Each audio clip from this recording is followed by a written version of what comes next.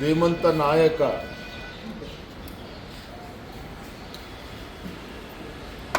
ಮಾಜಿ ಮುಖ್ಯಮಂತ್ರಿಗಳು ಹಿರಿಯರಾಗಿರ್ತಕ್ಕಂಥ ಸನ್ಮಾನ್ಯ ಎಸ್.ಎಂ. ಕೃಷ್ಣರವರು ನಮ್ಮಿಂದ ಇವತ್ತು ಅಗಲಿದ್ದಾರೆ. ಭಾಳ ನೋವು ತರ್ತಕ್ಕಂಥ ಸಂಗತಿ. ನಮಗೆಲ್ಲ ತಿಳಿದಿರೋ ಹಾಗೆ ಮಾನ್ಯ ಎಸ್.ಎಂ. ಕೃಷ್ಣರವರು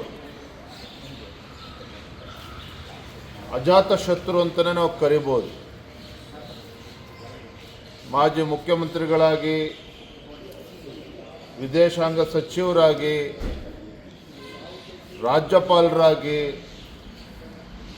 ತಮ್ಮದೇ ಆದಂಥ ಒಂದು ದೂರದೃಷ್ಟಿತ್ವವನ್ನು ಉಳ್ಳಂಥ ಒಬ್ಬ ಮಹಾನ್ ನಾಯಕ ಸನ್ಮಾನ್ಯ ಎಸ್.ಎಂ. ಕೃಷ್ಣರವರು. ಈ ರಾಜ್ಯಕ್ಕೆ ಅವರು ಕೊಟ್ಟಿರ್ತಕ್ಕಂಥ ಒಂದು ಅಪಾರವಾಗಿರ್ತಕ್ಕಂಥ ಕೊಡುಗೆ. ಈಗ ತಾನೇ ಹಿರಿಯರಾಗಿರ್ತಕ್ಕಂಥ H.K. ಪಾಟೀಲ್ ಅವರು ಮಾತನಾಡ್ತಾ ಹೇಳಿದರು, ರಾಜ್ಯದ ಮುಖ್ಯಮಂತ್ರಿಗಳಾಗಿ, ಹಣಕಾಸಿನ ಸಚಿವರಾಗಿ, ನೀರಾವರಿ ಕ್ಷೇತ್ರ ಇರುವುದು, ಗ್ರಾಮೀಣ ಭಾಗಕ್ಕೆ ಅವರು ಕೊಟ್ಟಿರ್ತಕ್ಕಂಥ ಕೊಡುಗೆಗಳು, ಉತ್ತರ ಕರ್ನಾಟಕಕ್ಕೆ ಕೊಟ್ಟಿರ್ತಕ್ಕಂಥ ಕೊಡುಗೆಗಳನ್ನು ಅವರು ಸ್ಮರಣೆ ಮಾಡಿದರು. ಜನಾನುರಾಗಿಯಾಗಿ ಅವರದೇ ಆದಂಥ ಒಂದು ಉತ್ಕೃಷ್ಟ ರಾಜಕಾರಣವನ್ನು ಮಾಡಿಕೊಂಡು ಬಂದಿರತಕ್ಕಂಥವರು. ನಾನು ಕೂಡ ಶಾಸಕ ಆಗುವ ಮುನ್ನ, ರಾಜ್ಯಾಧ್ಯಕ್ಷ ಆಗುವ ಮುನ್ನ, ರಾಜ್ಯಾಧ್ಯಕ್ಷ ಆದಮೇಲೂ ಸಹ ಎಸ್.ಎಂ. ಕೃಷ್ಣಾಜಿಯವರನ್ನ ಹಲವಾರು ಬಾರಿ ಭೇಟಿ ಮಾಡಿ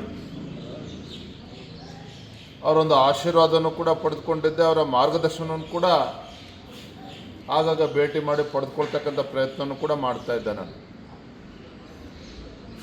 ಅವ್ರನ್ನ ಭೇಟಿ ಮಾಡಿದಾಗ ಒಂದು ರೀತಿ ನಮಗೆ ರೋಮಾಂಚನ ಆಗ್ತಾಯಿತ್ತು.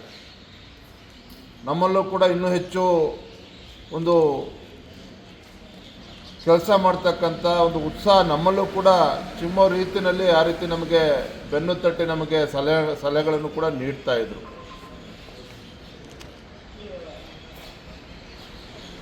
ಅಂತ ಒಬ್ಬ ಮಹಾನ್ ನಾಯಕ ಇವತ್ತು ನಮ್ಮಿಂದ ಅಗಲಿದ್ದಾರೆ. ನಾನು ಆ ಭಗವಂತನಲ್ಲಿ ನಾನು ಪ್ರಾರ್ಥನೆ ಮಾಡ್ತೇನೆ, ಅವರ ಆತ್ಮಕ್ಕೆ ಚಿರಶಾಂತಿ ಸಿಗಲಿ, ಅವರ ಕುಟುಂಬಕ್ಕೆ ಈ ಅಗಲಿಕೆ ನೋವನ್ನು ತಡಿತಕ್ಕಂಥ ಶಕ್ತಿ ಭಗವಂತ ನೀಡಲಿ. ಇವತ್ತು ಕರ್ನಾಟಕ ರಾಜ್ಯ ಅಷ್ಟೇ ಅಲ್ಲ, ಇಡೀ ದೇಶಾದ್ಯಂತ ಅನೇಕ ಅಭಿಮಾನಿಗಳು ಇವತ್ತು ಸನ್ಮಾನ್ಯ ಎಸ್.ಎಂ. ಕೃಷ್ಣ ಅವ್ರಿಗಿದ್ದಾರೆ. ಅವರು ಕೂಡ ಈ ನೋವನ್ನು ತಡಿತಕ್ಕಂಥ ಶಕ್ತಿ ಆ ಭಗವಂತ ಕರುಣಿಸಲಿ ಅಂತೇಳಿ ನಾನು ಪ್ರಾರ್ಥನೆ ಮಾಡ್ತಾ ಇದ್ದೇನೆ. ನಾವು ಹೋಗ್ತೀರಾ ಸರ್ ಅಂತ್ಯಕ್ರಿಯೆಯಲ್ಲಿ ಭಾಗವಹಿಸ್ತೀವಿ? ಹೊರಡ್ತೇನೆ, ತಕ್ಷಣ ಹೊರಡ್ತೇನೆ.